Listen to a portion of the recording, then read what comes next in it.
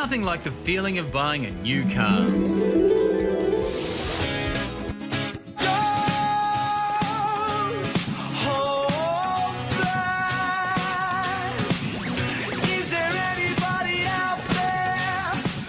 But the reality can be very different. I'm Ashton Wood, and when I bought a Jeep... I bought a Jeep! This is what happened.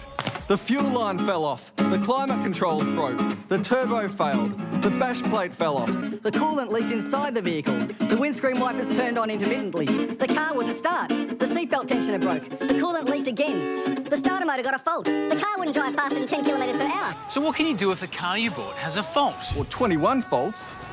The Australian consumer law applies to all new and used vehicles bought through dealerships.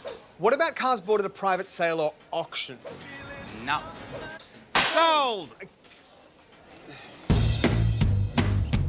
So just like any product that we talk about on this show, a car bought through a dealer has to be... I know. Of acceptable quality, free from defect, fit for purpose, and last for a reasonable amount of time. Do you want my job? Is that what you want? And the ABC? But if your car is not of acceptable quality, then your dealer can't say to you... That part isn't covered. The whole car is covered. You should have bought an extended warranty. They don't matter. You needed to get it serviced with us every 6 months. You can get it serviced anywhere. You should have checked for problems when you bought it. Getting a used car checked out by an expert before you buy it can avoid hassle. But you're not expected to find hidden defects.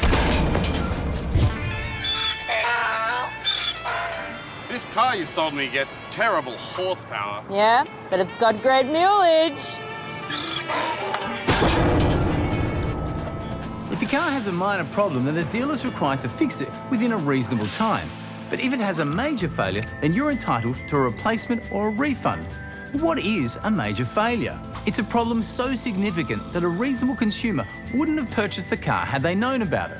That might mean that the car is unfit for its normal purpose, unsafe, or significantly different from the description or demonstration model.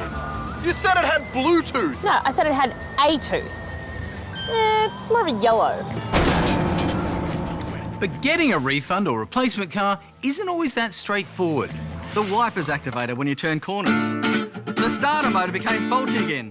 And the turbo broke again. Now, you'd think that when a car's got that many flaws, it adds up to a major failure. So, did you get your money back? Nope.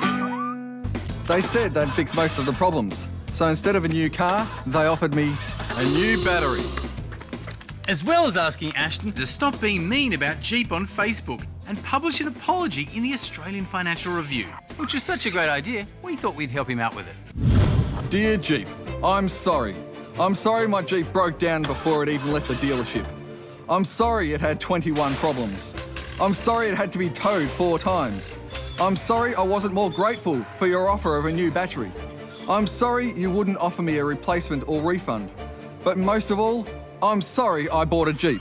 Which the AFR unfortunately refused to publish. I just hope that someone will play our new Jeep TV ad. You think that if I put the bloody key into the bloody keyhole and turned it, then it would become... Hey, what's happened to the Robinsons? Rather than what it is. They bought a Jeep. 9-ton boulder with the wheels and the arm standing in the... But Ashton is not the only car buyer who struggled to get manufacturers to acknowledge major failures.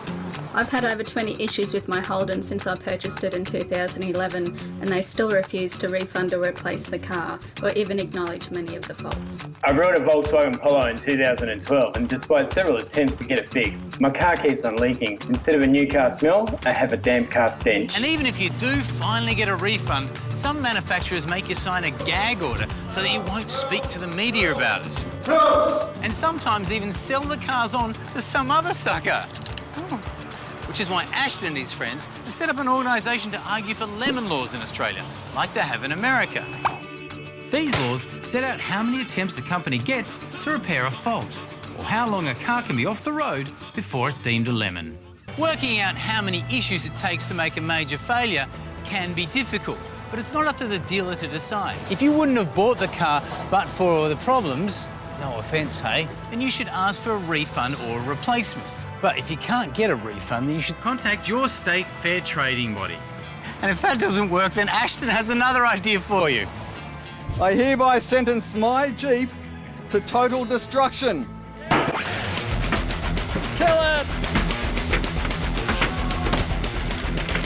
Rip it apart! Rip it apart, come on! Although this approach may not necessarily fix your car.